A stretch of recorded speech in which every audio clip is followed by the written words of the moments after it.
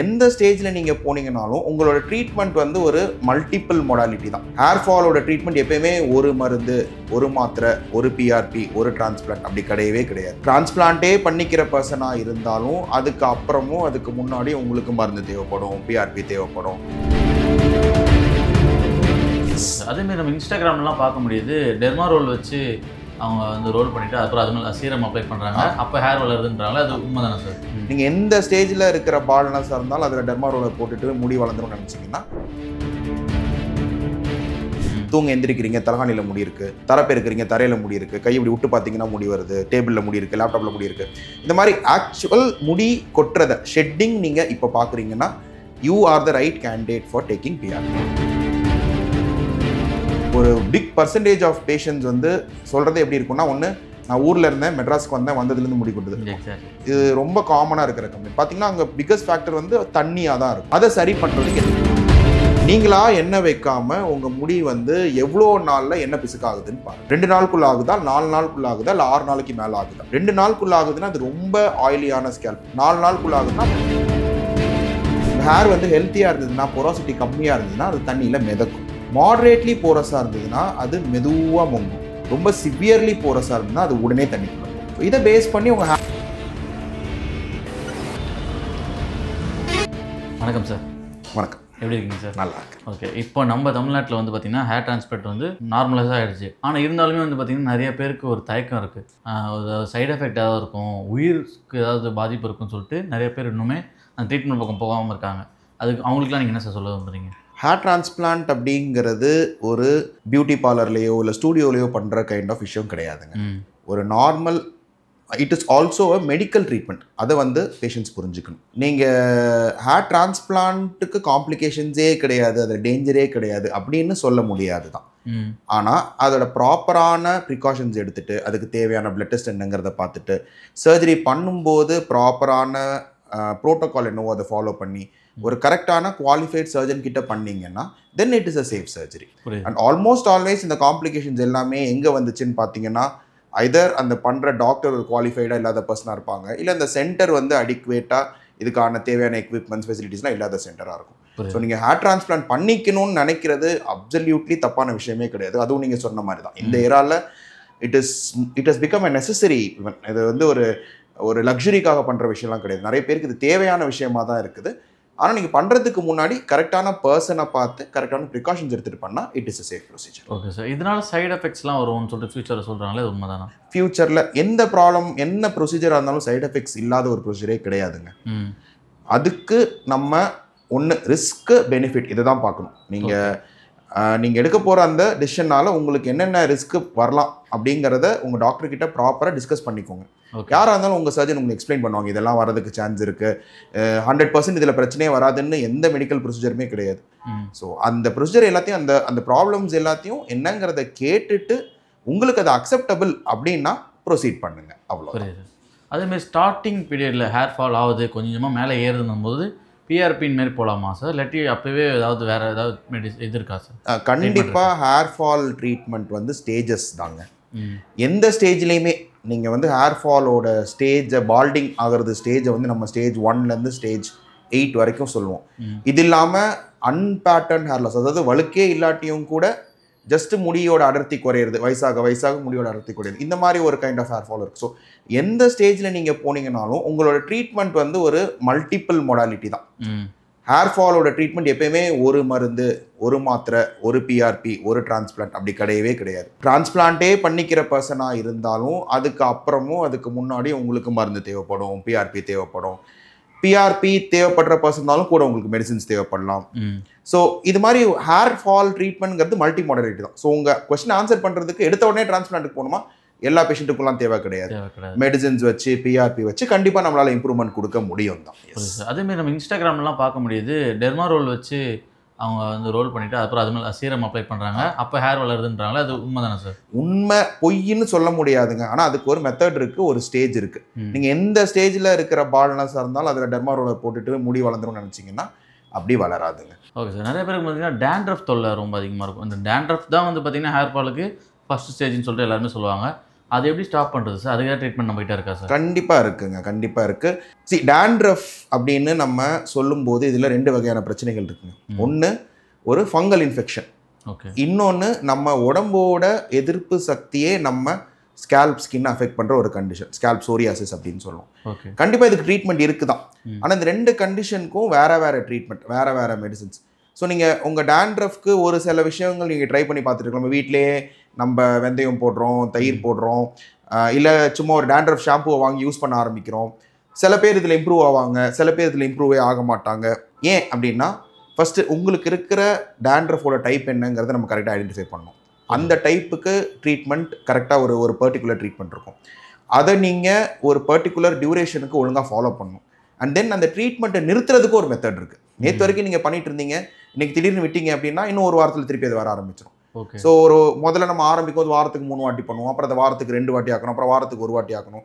And ஒரு குளிர் அதிகமாக வர டைமில் டேண்ட்ரஃப் அதிகமாகும், ஸ்ட்ரெஸ் அதிகமாக வர டைமில் டேண்ட்ரஃப் அதிகமாகும். இந்த மாதிரி டைம்லாம் வரும்போது நம்ம முன்னாடியே அதை ஓகே இப்போ எனக்கு டேண்ட்ரஃப்னு வரக்கூடிய பேஷண்ட்ஸ் கிட்ட நம்ம ட்ரீட்மெண்ட் ஆரம்பிக்கும் போது இப்போ நவம்பர் மாதம் வரப்போகுது, இந்த சீசன் வந்ததுன்னா கண்டிப்பாக இது இன்க்ரீஸ் ஆகிறதுக்கு சான்சஸ் இருக்குது, ஸோ அதுக்கு நீங்கள் ரெடியாக இருக்கணும் இப்படிங்கிறத சொல்லி தான் இது பண்ணுவோம். ஸோ எஸ், டேண்ட்ரஃப்க்கு பெர்மனன்ட் கியூர் கிடையாது, ஆனால் ப்ராப்பராக கண்ட்ரோல் பண்ணுறதுக்கு ட்ரீட்மெண்ட் இருக்குங்க. ஸோ இந்த ஹோம் ரெமெடிஸ் நம்மளே பண்ணுறதெல்லாம் அதுக்கு ஒரு மேபி மெயின்டெனன்ஸ் ஃபேஸில் பண்ணலாமா இருக்கும். ஆனால் அக்யூட்டாக நீங்கள் அந்த பிரச்சனையில் இப்போ சஃபர் ஆகிட்டு இருக்கீங்கன்னா it is 100% better to see a doctor and take the proper treatment. Okay sir. அதேமாரி எல்லா வீட்லேயுமே அம்மா சொல்லுவாங்க, மண்டைக்கு எண்ணெய் வைக்க மாட்டேடா, தலைக்கு எண்ணெய் வைக்கலன்னா உனக்கு கண்டிப்பாக ஒழுக்க தான் விழுவும், எண்ணெய் வைடான்னு சொல்கிறாங்க. அது ஓவர் நைட்லாம் வைக்க சொல்லுவாங்க. எண்ணெய் வைக்கிறதுக்கும் முடி கொட்டுறதுக்கும் சம்மந்தம் இருக்கா சார்? இல்லைங்க, 100, அதாவது அதுதான் ஒரு மேஜர் ஃபேக்டர்னு கண்டிப்பாக சொல்ல முடியாது. எண்ணெய் வைக்கிறதுனால அட்வான்டேஜ் இருக்குது. எண்ணெயோட இந்த ஸ்கேல்ப் ஸ்கின்னை கொஞ்சம் மாய்ஸ்சரைஸ் பண்ணுறது, முடிக்கு மேலே நம்ம எண்ணெய் போடுறதுனால காஸ் பண்ணுற அந்த கோட்டிங் ஒன்று நம்ம ஹார்டான வாட்டரில் குளிக்கும்போது அதில் இருக்கிற அந்த சால்ட்லாம் முடியில் டெபாசிட் ஆகாமல் கொஞ்சம் நமக்கு ப்ரொடெக்ஷன் கொடுக்கும். ஓகே. இந்த மாதிரி முடி எண்ணெயில் there is definite benefit is there. அந்த மாதிரி நீங்கள் எண்ணெயை வச்சு ஸ்கேல்ப்பை மசாஜ் பண்ணும்போது கொஞ்சம் முடிக்கு வரக்கூடிய ரத்த ஓட்டம் இம்ப்ரூவ் ஆகும். இதெல்லாம் இருக்குதான். ஆனால் ஒரு பக்கம் சொல்கிறாங்க எண்ணெய் வைக்கிறதுனால தான் டேண்ட்ரஃபே வருதுன்னு சொல்கிறாங்க. அதுவும் கரெக்டு தாங்க.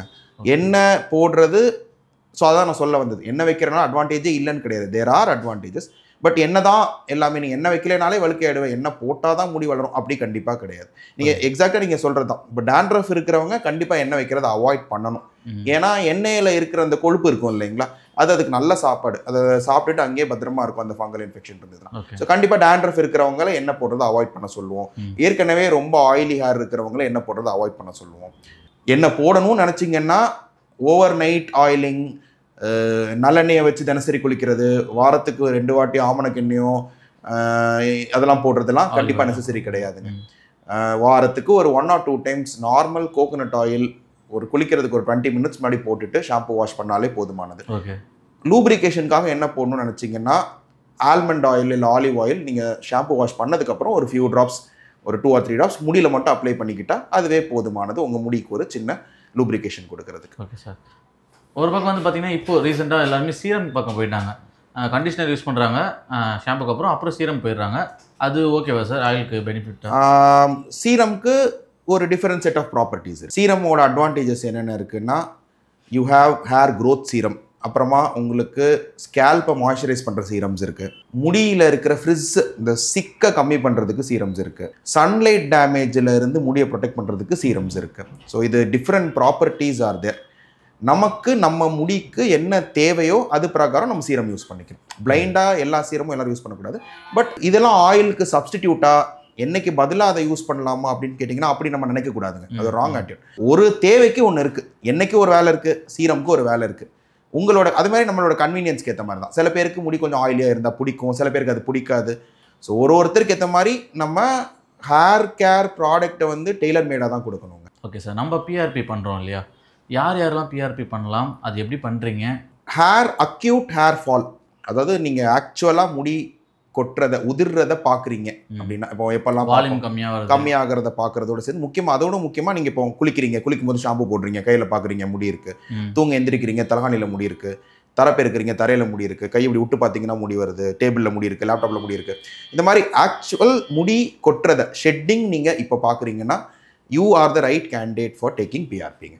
ஓகே பிஆர்பியோட பிக்கஸ்ட் அட்வான்டேஜ், ஸ்ட்ராங்கஸ்ட் ஆக்ஷன் இந்த கொட்டுது பார்த்தீங்களா, அதை கம்மி பண்ணுறது டெஃபினட்டாக. புது முடி வளர வைக்கிறது பிஆர்பியால் முடியாதுங்க. அது ஒரு மித்து. நீங்கள் என்ன வழுக்கையாக இருந்தாலும் பிஆர்பி போட்டால் ஜிஎஃப்சி போட்டால் அதில் முடி வளர்ந்துடும் அப்படின்னு யாராவது சொன்னாங்கன்னா that is a big myth. Medicines இல்லாமல், டிரான்ஸ்பிளான்ட் இல்லாமல் ஒரு ப்ராப்பர் பால்ட் ஏரியாவில் முடி வளர வைக்க முடியாது. பட் உங்கள் எக்ஸிஸ்டிங் ஹேரை ஸ்ட்ரெங்தன் பண்ணுறதுக்கும் கீழே விழுகிறத கம்மி பண்ணுறதுக்கும் PRP is a good treatment. நம்ம யாருக்கு போடுவோம் ஏஜ்னு பார்த்தீங்கன்னா ஒரு மினிமம் 18 இயர்ஸ்லேருந்து ஆரம்பித்து மேக்ஸிமம் ஏஜ்னு எதுவும் கிடையாது. ஸோ மினிமம் 18 இயர்ஸ் ஏஜ், இது ஒரு க்ரைட்டீரியா. பிஆர்பியில் உங்களோட பிளட்லேருந்து தான் அந்த பிளாஸ்மாவும் செப்பரேட் பண்ண போகிறோம். நம்மள தான் ஓன் பிளட்லேருந்து தான் எடுக்க போகிறோம்.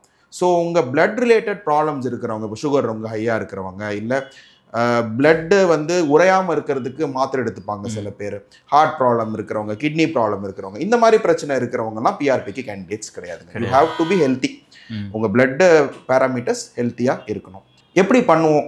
பேஷண்ட்டோட பிளட் எடுப்போம்.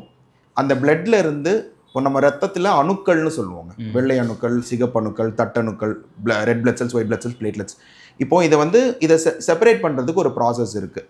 ஸோ இதை செப்பரேட் பண்ணிவிட்டு இந்த சிகப்பு அணுக்களை நம்ம தனியாக எடுத்தோம்னா மீதி வரக்கூடிய அந்த நீர் மாதிரியான இருக்கிற தண்ணி மாதிரி இருக்கிற போர்ஷன் தான் பிளாஸ்மா.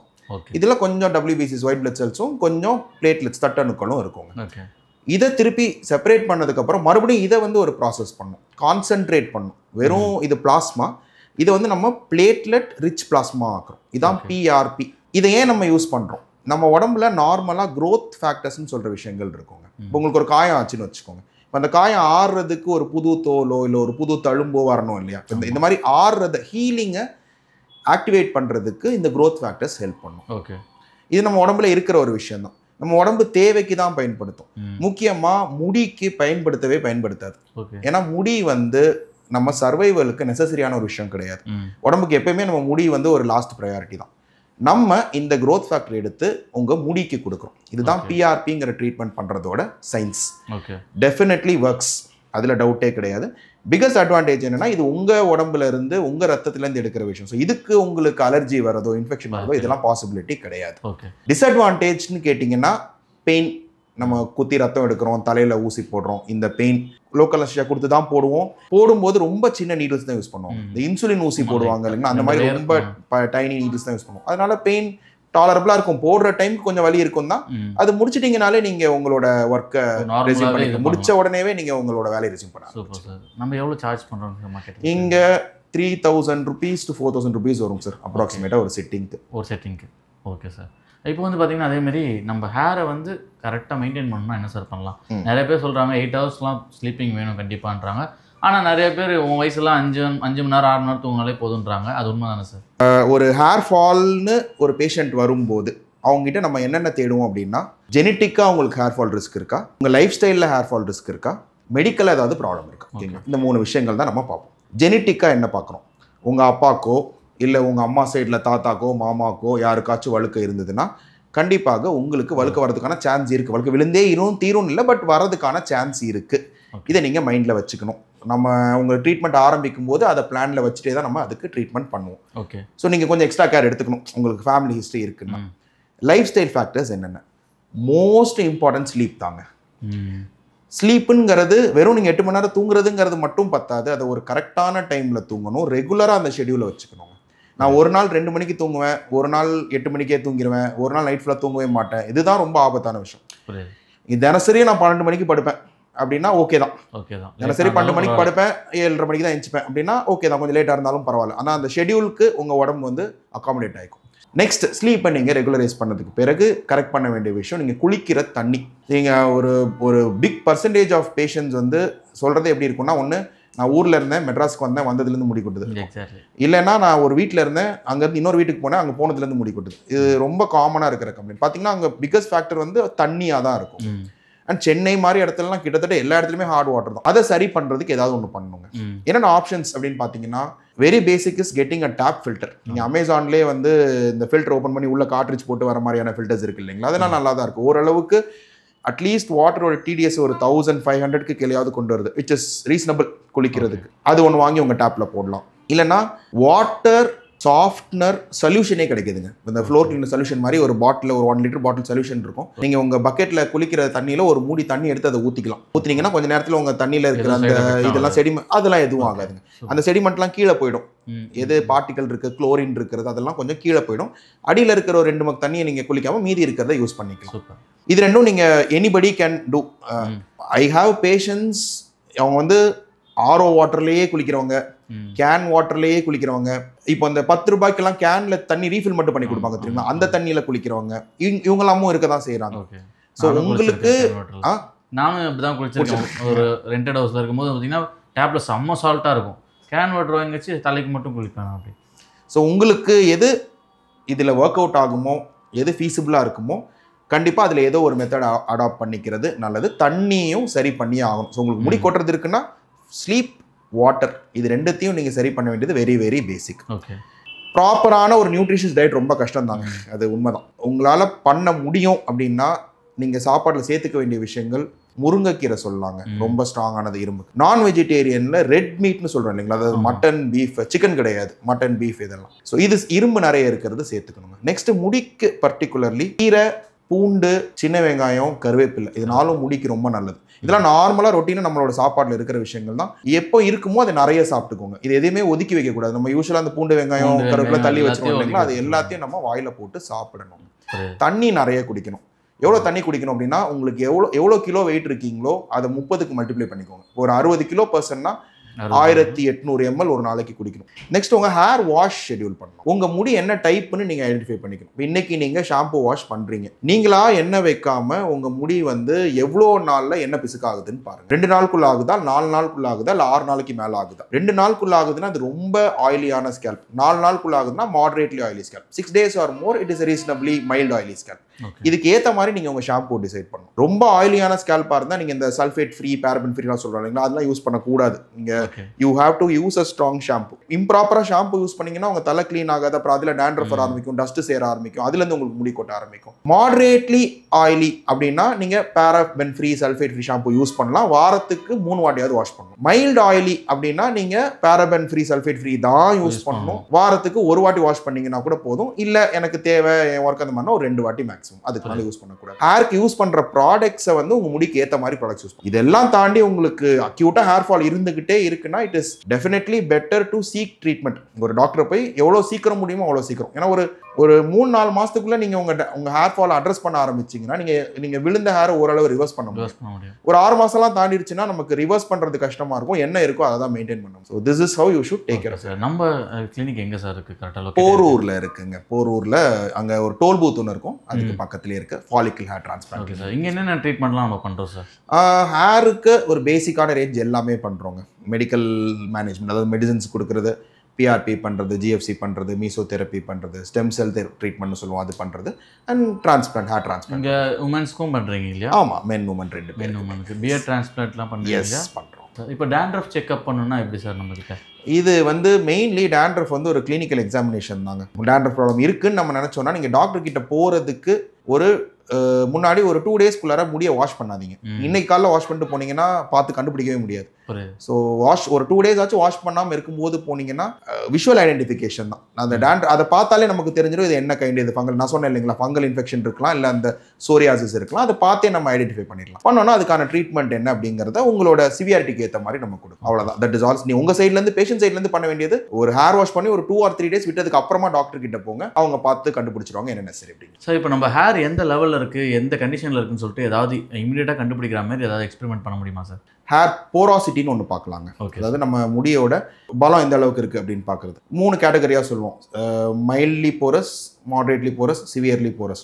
இதை பேஸ் பண்ணியும் நம்ம அந்த ஹேருக்கு ஸ்ட்ரெங்தனிங் என்ன ப்ராடக்ட் யூஸ் பண்ணணும் அதை டிசைட் பண்ணலாம். சிம்பிளான ஒரு டெஸ்ட் தான். இந்த டெஸ்ட்டை வந்து நீங்கள் கிளினிக்கில் இல்லை உங்கள் வீட்டிலேயே கூட செஞ்சு பார்க்கலாம். உங்கள் முடியோட ஒரு ஸ்டாண்ட் எடுத்துட்டு அதை ஒரு கிளாஸ் ஆஃப் வாட்டரில் மேலே மிதக்கிற மாதிரி போடுங்க. உங்கள் ஹேர் வந்து ஹெல்த்தியாக இருந்ததுன்னா, போராசிட்டி கம்மியாக இருந்ததுன்னா அது தண்ணியில் மிதக்கும். மாடரேட்லி போரஸாக இருந்ததுன்னா அது மெதுவாக முங்கும். ரொம்ப சிவியர்லி போரஸாக இருந்ததுன்னா அது உடனே தண்ணிக்குள்ளே போகும். ஸோ இதை பேஸ் பண்ணி உங்கள் ஹேர் ஹெல்த் எப்படி இருக்குங்கிறத நம்ம ஓரளவுக்கு ஐடென்டிஃபை பண்ணலாம். அண்ட் உங்கள் ஹேர் ப்ராடக்ட்ஸையும் டிசைட் பண்ணலாம். இது 3த்தில் நீங்கள் இந்த மாதிரி தண்ணியில் உங்கள் முடியை போடும்போது இந்த மெதுவாக இறங்குதுன்னு சொல்கிறோம் இல்லைங்களா, மாடரேட் போராசிட்டி, அந்த மாதிரி இருக்கிறது தான் பெஸ்ட்டு உங்கள் ஹேர் ஹெல்த்துக்கு. ஓகே சார், கேட்ட கொஸ்டின்லாம் நிறையவே ஆன்சர் பண்ணீங்க. பார்க்குற ஆடியன்ஸ்க்கு வந்து ரொம்ப யூஸ்ஃபுல்லாக இருக்கும்னு நினைக்கிறேன். உங்களுக்கு இதில் ஏதாவது வந்து ஹெல்ப்ஃபுல்லாக இருந்துச்சுன்னா, அதேமாரி ஏதாவது யூசேஜ் இருந்துச்சுன்னா, கீழே சாரோட நம்பர் வந்து டிஸ்கிரிப்ஷனில் கொடுக்குறோம். அதில் காண்டாக்ட் பண்ணி இங்கே வந்து விசிட் பண்ணி பாருங்கள். ரொம்ப நன்றி சார். தேங்க்யூ.